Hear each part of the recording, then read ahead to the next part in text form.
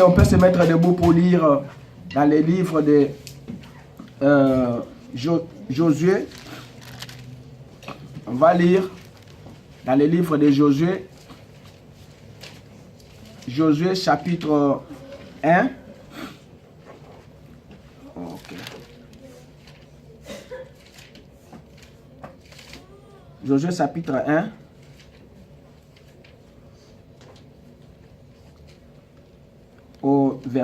À partir du verset 1.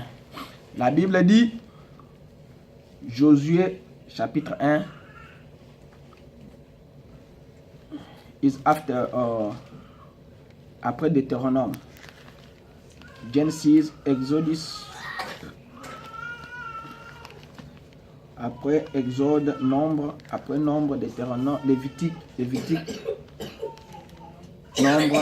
Nombre, Deutéronome, c'est le 6e livre. La Bible dit, après la mort de mon serviteur, après la mort de Moïse, serviteur de l'Éternel, l'Éternel dit à Josué, fils de Nun, serviteur de Moïse, Moïse, mon serviteur, est mort, maintenant lève-toi, passe ce Jourdain, toi et tous ces peuples, pour entrer dans le pays que je donne aux enfants d'Israël. Tous les lieux que foulera la plante de votre pied, je vous les donne, comme je l'ai dit à Moïse. Vous aurez pour territoire depuis le désert de Liban jusqu'au grand fleuve, les fleuves de Euphrate, tous les pays des Essiens et jusqu'à la grande mer vers le soleil couchant. Nul ne tiendra devant toi tant que tu vivras. Je serai avec toi comme j'ai été avec Moïse. Je ne te laisserai point et je ne t'abandonnerai point. Fortifie-toi et prends courage, car c'est toi qui mettras ces peuples en possession du pays que je jurerai à leur père de leur donner. Amen. Alors prions le Seigneur. Éternel Dieu Tout-Puissant, nous sommes venus ce matin pour écouter la parole sur la dernière partie, sur la marche de l'Israël. Ainsi Jésus, nous te demandons d'être avec nous, de nous consoler et consoler nos âmes. Ouvre nos cœurs, ouvre nos âmes, Seigneur. Nous voulons que cette parole qui est une eau vive puisse se répandre au-dessus de chacun de nous. Nous voulons, Seigneur, que cette parole puisse être une vraie semence qui doit être semée dans une bonne terre. Quand cela va pousser, ça produira les fruits exactement que celui qui a été planté comme grain. Ainsi, Jésus, nous nous remettons entre tes mains. Déplace-nous du chemin.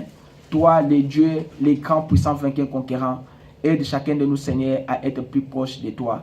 Nous nous abandonnons à toi ce matin au nom de Jésus-Christ. Amen. Ok. Je dois terminer la prédication sur ce qu'on avait commencé la fois passée, la marche de l'Israël. Alors, je pense que nous allons terminer aujourd'hui, quelles que soient les conditions. Nous allons tout faire pour terminer aujourd'hui. Alors, la Bible, comme nous avons vu comment les enfants d'Israël étaient sortis de l'Égypte jusqu'en traversant la mer Rouge et aller dans le désert jusqu'à arriver à Kadesh Barnea. Kadesh Barnea, c'était un lieu où la Bible dit que c'était un lieu où Dieu a commencé à juger les peuples. En jugeant maintenant les peuples, Dieu maintenant n'avait pas voulu le murmure des peuples.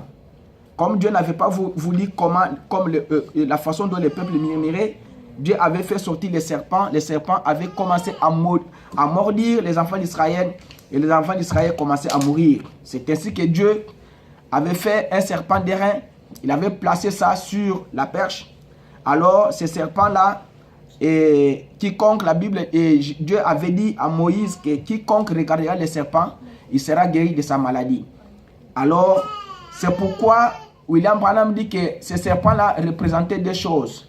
C'était d'abord, vous devez être pardonné de vos péchés et vous devez être guéri.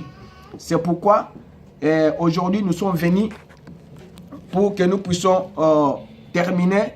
Après maintenant Kadesh Barnea, où est-ce que le peuple devait aller? Le peuple devait aller maintenant conquérir le pays que Dieu leur avait promis. Alors, maintenant, après ça, Moïse est mort. Quand Moïse est mort, Dieu avait dit que comme les enfants d'Israël avaient désobéi à la loi, alors ils ne verront toute la génération qui était sortie de l'Égypte. Cette génération-là est comme on a terre promise, on a promis à Bangote. Excepté Caleb et Moïse. Alors, comme c'était excepté Caleb et Moïse, Dieu devait maintenant amener seulement Caleb et Moïse dans le pays là. Mais comme il était mort, la personne qui était chargée maintenant de conduire les enfants d'Israël, c'était Josué. Parce que c'est Moïse qui a fait sortir les enfants d'Israël. Maintenant, Josué devait maintenant conduire maintenant les enfants d'Israël dans cette terre promise là. Alors c'est pourquoi la Bible dit ici qu'après la mort de Moïse, serviteur de l'Éternel, l'Éternel dit à Josué, fils de Nun, serviteur de Moïse, moi, Moïse, mon serviteur, est mort. Maintenant, lève-toi, passe le Jourdain, toi et tous ces peuples, pour entrer dans le pays que j'ai donné aux enfants d'Israël. Tous les lieux que foulera le plante de votre pied, je vous les donne comme je l'ai dit à Moïse. Amen. C'est pourquoi la Bible dit que tous les lieux que foulera la plante de vos pieds, je vous les donne comme je l'avais promis. Nul ne tiendra devant toi. Cela veut dire que quand Dieu te promet, Dieu doit réaliser exactement. Quand Dieu te dit que toi tu mangeras sans pour autant travailler, croyez que toi tu vas manger sans pour autant travailler. Parce que toutes les promesses de Dieu sont certaines et valables. Au moment opportun, Dieu apporte toujours une bénédiction quand il promet quelque chose à ses enfants. Quand Dieu te promet la bénédiction, c'est que Dieu va réaliser, il va te bénir exactement. Et Dieu ne peut pas mentir parce que la Bible dit que Dieu n'est pas un homme pour mentir. Dieu est notre Père. Dieu est notre Roi. Dieu est notre Sauveur. Il est celui qui nous a rachetés par son sang précieux. C'est pourquoi nous sommes sûrs que quand il nous promet, il réalise certainement. Alors, maintenant, Dieu dit aux enfants d'Israël, ici, Dieu dit à Josué ceci. Il dit à Josué que fortifie-toi seulement et aie bon courage en agissant fidèlement selon toute la loi que Moïse, mon serviteur, t'a prescrite. Ne t'en détourne ni à gauche, ni à droite, ni à gauche, afin de réussir dans tout ce que tu entreprendras. Dieu demande aux enfants de Dieu, à ses enfants, de ne pas aller ni à gauche, ni à droite. Restez toujours dans la ligne que Dieu vous a donnée. Restez toujours dans la promesse que Dieu vous a donnée pour que vous puissiez être bénis. Amen. Si toi, Dieu te promet que rester en place, je dois te bénir. Et que toi, tu te déplaces, Dieu ne peut pas te bénir. Pourquoi? Parce que toi, tu n'as pas obéi à la loi de Dieu. C'est pourquoi Dieu a dit à Josué, fortifie-toi seulement et aie bon courage en agissant fidèlement selon toute la loi que Moïse, mon serviteur, t'a prescrit. Ne t'en détourne ni à droite ni à gauche afin de réussir dans tout ce que tu entreprendras. Pour que toi tu puisses réussir dans tout ce que tu fais sur cette terre, restez dans la parole de Dieu. Amen. Amen. Si vous restez dans la parole de Dieu, Dieu va vous bénir exactement et Dieu va vous élever. Amen. Et si vous vous en détournez de la parole de Dieu, Dieu ne peut pas vous bénir et Dieu ne peut pas avancer avec toi parce que Dieu ne travaille pas avec les incrédules et les orgueilleux. C'est ce que la Bible dit. Dieu ne traite pas avec des orgueilleux. Dieu traite avec des humbles. Dieu travaille avec les gens qui écoutent sa parole. Quand Dieu te dit ne vole pas, ne vole pas. Quand Dieu te dit ne mens pas, ne mens pas. Zamba yebisiyo kotambo na boyete ezamabe kotambo na boyete. Si tu t'en détournes de ce que Dieu dit, okopambo maté et Dieu ne te bénira pas. Dieu bénit ceux qui sont humbles. Voyez na église, au fandi balobi, moi ne nzambe alobaka na église te. Moi na nzamba dérangeaka te. Moi na nzamba fingaka te. Moi na nzamba yinaka te. Vous devez obéir à ça parce que c'est la loi de Dieu. La Bible recommande aux enfants de respecter les parents. C'est la loi de Dieu. Vous devez respecter vos parents. La Bible recommande aux parents d'aimer les enfants et de faire les devoirs des enfants, de les acheter les habits, de les conduire à l'école, de les enseigner la parole de Dieu, de les mettre dans le service de Dieu. C'est ce que la Bible recommande. Les parents doivent faire cela. Et les enfants aussi doivent aussi obéir à la loi de Dieu qui est la parole. D'obéir aussi à ses parents. Si vous en tu t'en détournes de ce chemin-là, Dieu ne te bénira pas et tu es en dehors du processus de Dieu. Amen. Alors, il continue. Il dit que ces livres de la loi ne s'éloignent point de ta bouche, médite-les jour et nuit pour agir fidèlement selon tout ce qui est écrit. Car c'est alors que tu auras du succès dans tes entreprises, c'est alors que tu réussiras. Pour que tu puisses réussir, que la parole de Dieu ne s'éloigne point de ta bouche. Ta bouche a été créée pour prononcer de bonnes paroles. Ta bouche n'est pas créée pour injurier les gens. Ta bouche n'est pas créée pour gronder les gens. Chaque fois, c'est toi qui injures toujours les gens. Non. La bouche n'a pas été faite pour ça. N'a pas été faite pour ça. La bouche a été faite pour que tu puisses bénir les gens que le Dieu a bénis. Dieu a créé. Amen. La bouche a été créée par Dieu pour que tu puisses bénir. Voilà, Balaam, au lieu de bénir les enfants d'Israël, Balaam est allé maudire les enfants d'Israël, pour maudire les enfants d'Israël. Dieu ne lui a pas permis de maudire les enfants d'Israël. Dieu lui a permis de bénir. Pour vous dire que la bouche, la Bible dit que la bouche qui parle trop, c'est cette bouche-là qui pêche. Vous injurez les gens beaucoup, alors c'est toi le problème et c'est toi qui pêches. La bouche, Dieu l'a créée pour bénir et non pour maudire. Amen. Amen. Alors, il dit, ne t'ai-je pas ordonné cet ordre? Fortifie-toi et prends courage, ne t'effraie point et ne t'épouvante point, car l'Éternel, ton Dieu, est avec toi dans tout ce que tu entreprendras. Maintenant, ça c'est Dieu qui parle à Josué.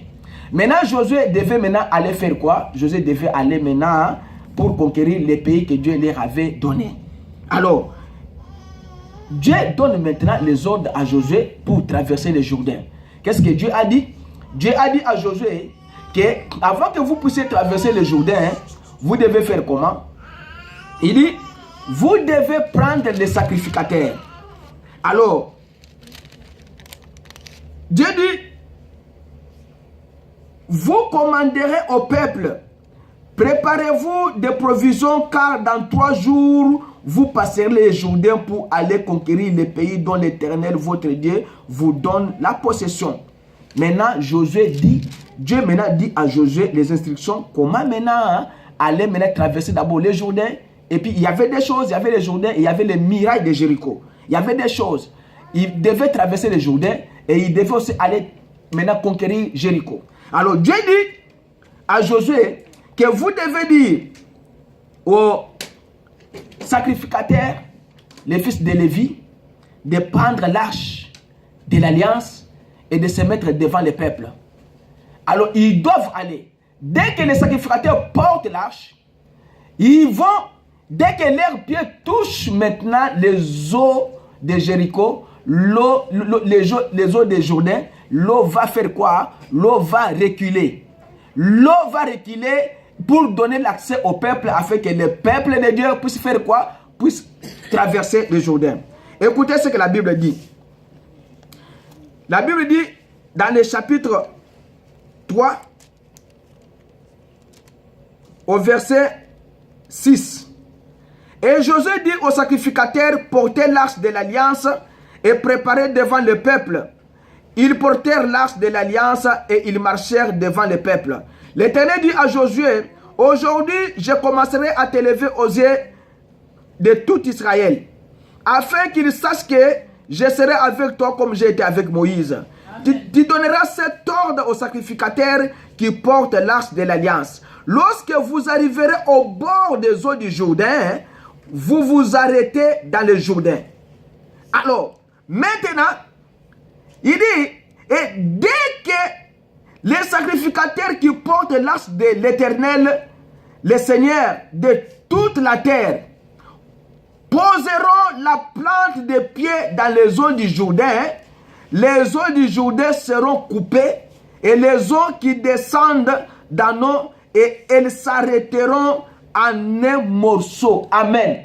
Dès que les pieds des sacrificateurs qui ont porté l'arche touchent les eaux du Jourdain, l'eau va reculer, l'eau va sécher et ils vont traverser à sec. Et dès qu'ils sont arrivés au Jourdain, ils ont fait exactement ce que Dieu leur avait ordonné. Alors, comme ils étaient au bord, dès que l'eau du Jourdain a touché les pieds des sacrificateurs qui avaient porté l'arche, alors l'eau a reculé, alors ils ont traversé. Et quand ils ont traversé, Dieu leur avait commandé de prendre 12 pierres. Ces 12 pierres-là, dans les... Tu peux diminuer un peu la chaleur ici, Dieu donné. Prenez 12 pierres. Les 12 pierres, tu dois fermer seulement. Ok. Les 12 pierres-là, ça doit être un signe. Pourquoi les 12 pierres? Parce que les 12 pierres devaient représenter les 12 patriarches. Alors, il a dit que 12 pierres, il faut pas me mango. Ça devait servir quoi?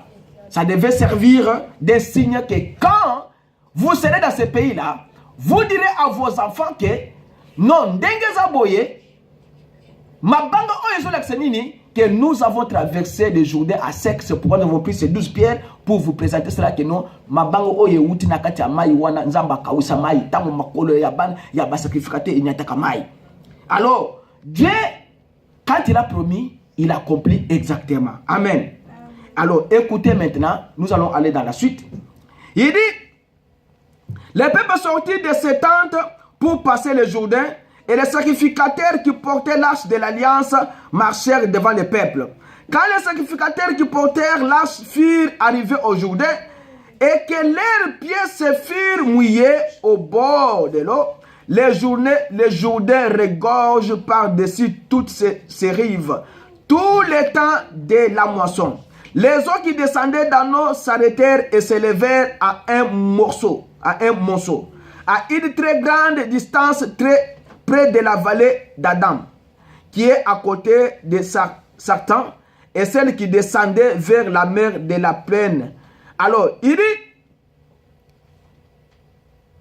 les sacrificateurs qui portaient l'arche de l'alliance de l'Éternel s'arrêtèrent de pieds fermes sur le sec, au milieu du Jourdain, pendant que tout l'Israël passait à sec jusqu'à ce que toute la nation ait achevé de passer le Jourdain. Alors Dieu leur a dit, lorsque toute la nation ait achevé de passer le Jourdain, l'Éternel dit à Josué, prenez 12 hommes parmi les peuples, un homme de chaque tribu, donne-leur cet ordre. Enlevez d'ici du milieu du Jourdain de la place où les sacrificateurs se sont arrêtés de pieds fermes. 12 pierres que vous emporterez avec vous et que vous déposerez dans les lieux où vous passerez cette nuit. Alors voilà, maintenant, bisika oyo basacrificateur bachaka mokolo, nde bisika ayebisaka bangonza basangono, bozo mabanga bisika wana, bokende nango, pour servir bino banini, et servir bino preuve. Maintenant, ils ont traversé maintenant le Jourdain. Alors, William Branham dit que dans la prédication là, Israël dans sa patrie, paragraphe 74. William Branham dit que alors Josué descendit à la fin, Josué prit la place de Moïse. Josué avait été dans les camps tout le temps, lui et Caleb ont été les deux, celles qui ont pris le départ. Alors, tout au commencement, et puis traversèrent. En effet, la génération tout entière mourit à cause de l'incrédulité. Dieu entama une nouvelle génération. Il commença avec Josué comme conducteur. 92. William Branham dit, dans le paragraphe 92, il dit que je viens de voir Josué maintenant. Il se tient là. Comment va-t-il traverser le fleuve? Regardez-les. Oh, il n'avait pas de bâtisseur de très grands ponts en voûte. Comment Dieu peut promettre quelque chose que non? Mer rouge, aussi longtemps qu'aujourd'hui, il n'y a pas même, et à cette époque-là, il n'avait pas même les ponts.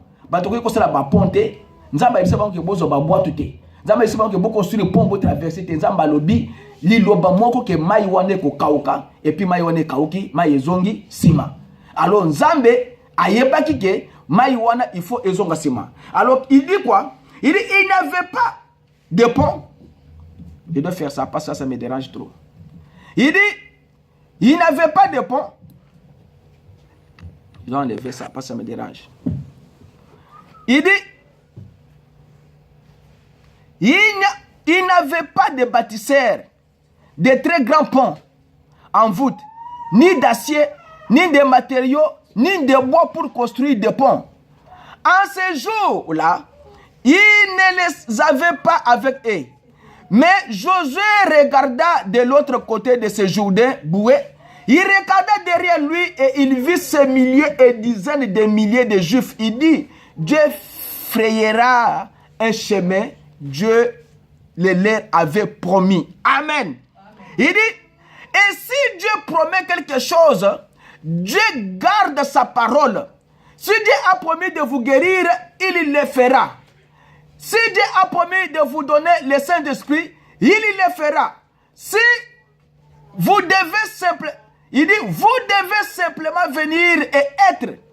Repentez-vous seulement et soyez baptisés dans le nom de Jésus-Christ et croyez-le et regardez ce qui arrivera, ce qui va arriver.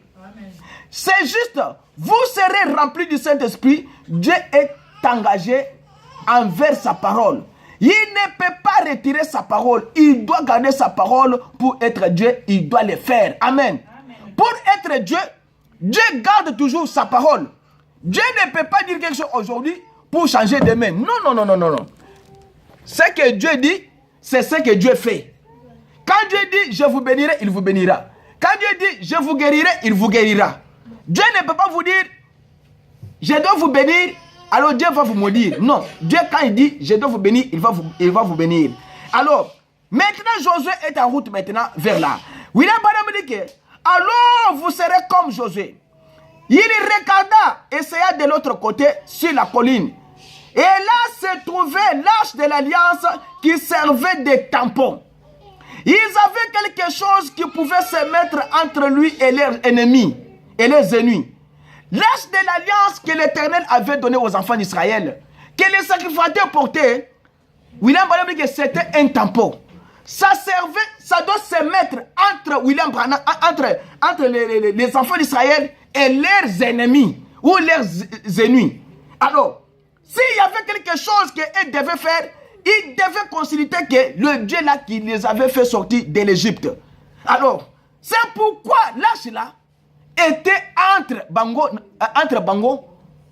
na Bango. C'est une chose qu'ils avaient. Il dit que ce soir, nous avons l'arche, et cette arche s'appelle Christ Jésus, qui s'était entre nous et la mort. Si toi tu es dans un état de lamentation, si toi tu es dans un état où tu ne peux pas t'en sortir, mais Jésus-Christ est l'arche. Il est l'arche. Il s'était entre toi et la mort. Il s'était entre toi et ton ennemi. Ton ennemi de ce soir, de ce matin, ce n'est pas un homme, c'est ton comportement à toi, celle qui est ton ennemi. C'est ta façon de vivre avec les gens qui est ton ennemi. Maintenant, Jésus dit que moi, je dois maintenant me mettre entre moi, entre toi et tes ennemis. C'est à toi maintenant de faire le choix. Quel est le choix que tu feras? Tu feras le choix de choisir rester dans ton camp, vivre, ou bien tu vas choisir un camp qui va t'élever, qui va faire que tu sois un homme différent. C'est à toi de choisir, parce que Christ se met entre toi et ton ennemi. Et l'ennemi que toi tu as là, toi tu le sais. La Bible dit que, un de ces jours, lorsque le dernier souffle quittera notre corps, je vais descendre vers le fleuve et dire, laisse-moi passer le Jourdain, je vais te traverser pour voir mon Seigneur. Je crois que l'étoile du matin paraîtra jusqu'à dans la vallée de l'ombre de la mort.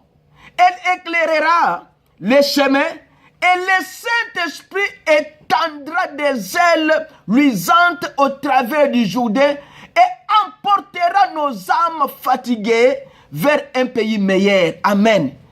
Un jour, quand l'homme va mourir, l'homme ira où? Tu es sûr que quand tu vas mourir, le Saint-Esprit viendra étendre ses ailes luisantes pour te porter? C'est la question. Parce que quand nous entrons dans la patrie, ce n'est pas c'est un pays physique, oui. Mais aujourd'hui, ce n'est pas un pays physique. Aujourd'hui, maintenant, c'est le Saint-Esprit. Est-ce que vous avez mouli mosantu que ceux qui nous ont lelo mouli mosantu on est kozwa ma papu na yango et même ma papu? Tu es sûr que tu as le Saint-Esprit que Dieu peut te prendre si tu vas mourir aujourd'hui? Et qu'est-ce qui fait que yo ça mouli mosantu te? Qu'est-ce qui fait? Il y a quelque chose qui te bloque. Et là, comment vous avez bloqué que vous avez moulu mon sang tout est. Donc, et là, vous avez bloqué, c'est là où maintenant Jésus maintenant se met entre toi et la chose là. À toi maintenant de choisir. L'âge de l'alliance était entre les enfants d'Israël et les ennemis, et les ennuis, et les chagrins, et la souffrance, et la maladie. C'est à vous de choisir. Comme quelqu'un qui est chez on lui dit que non, tolongolo déjà record na to bonsango kende osanini obana kusala musala te ngana misinaka kusenga na balabala baza ebele na ville kuna baza mikana normal mais baliko kusala musala te pa senga batu mbongo. Pour les lignes, quelqu'un qu'on a remis ses droits, il ne veut pas prendre ses droits. Dieu t'a remis tes droits ce matin, mais toi tu ne veux pas posséder tes droits là. Mais tu dois rester un infirme spirituellement.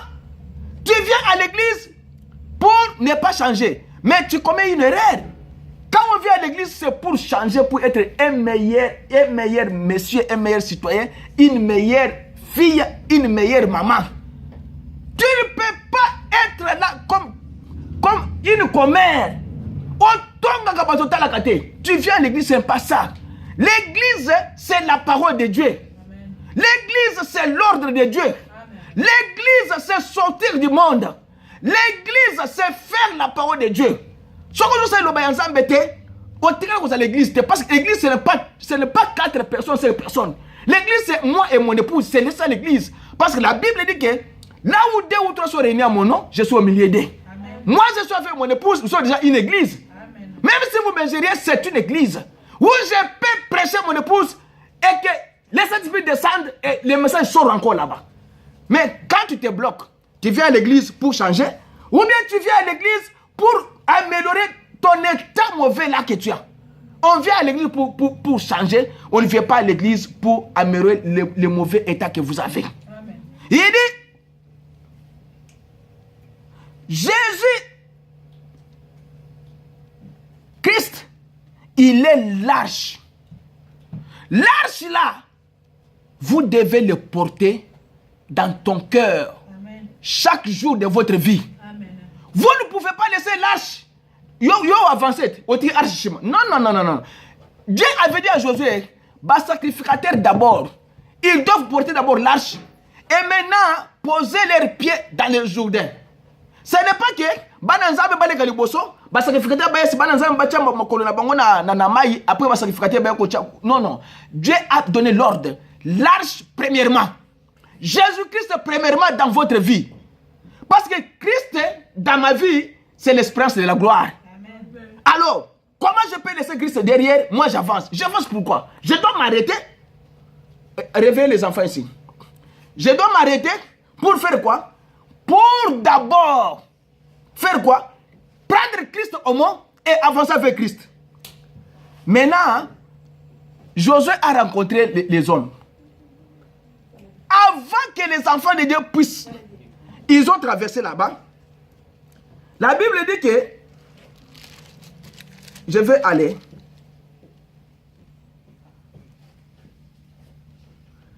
La Bible dit que quand Josué maintenant est allé maintenant pour conquérir les Jéricho, Josué a rencontré un homme. Il a demandé cet homme-là, osa côté Nabiso ou bien osa côté Abanguna. Écoutez ce que cet homme-là dit. Il dit, Josué a rencontré cet homme-là, et cet homme-là lui a dit que non, moi je suis le chef de l'armée céleste.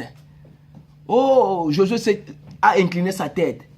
Maintenant, l'ange là que Josué a rencontré, avant d'aller conquérir Jéricho, l'ange maintenant a commencé à lui donner les instructions.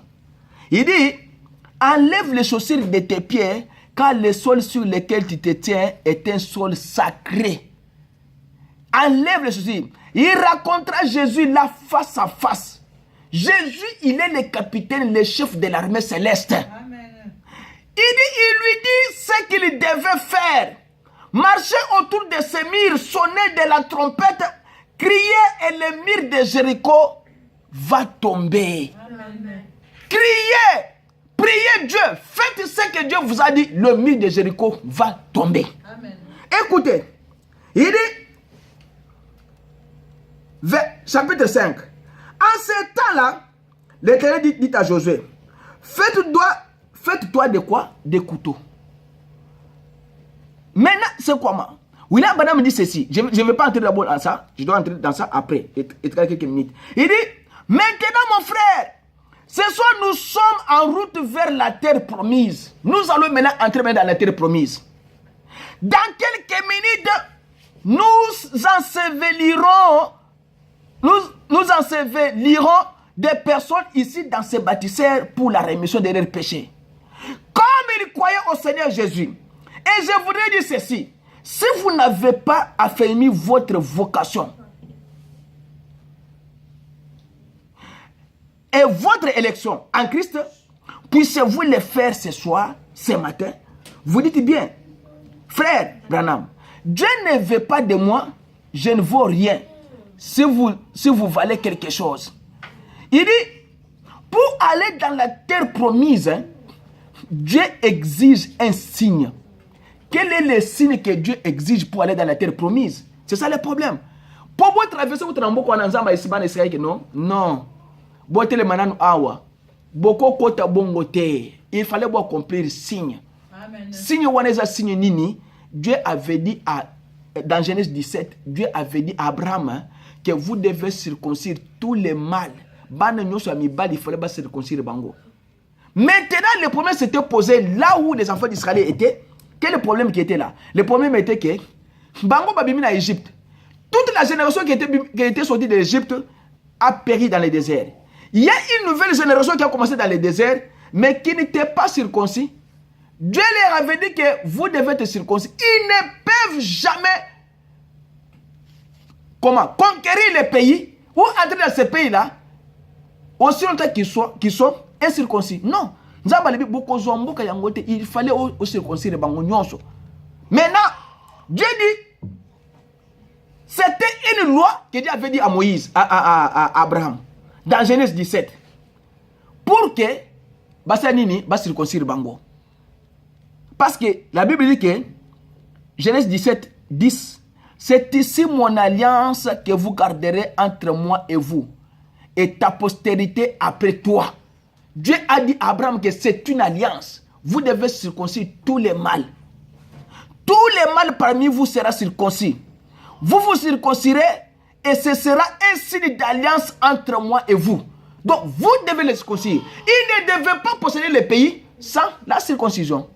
Maintenant, qu'est-ce qu'on attend maintenant par la circoncision?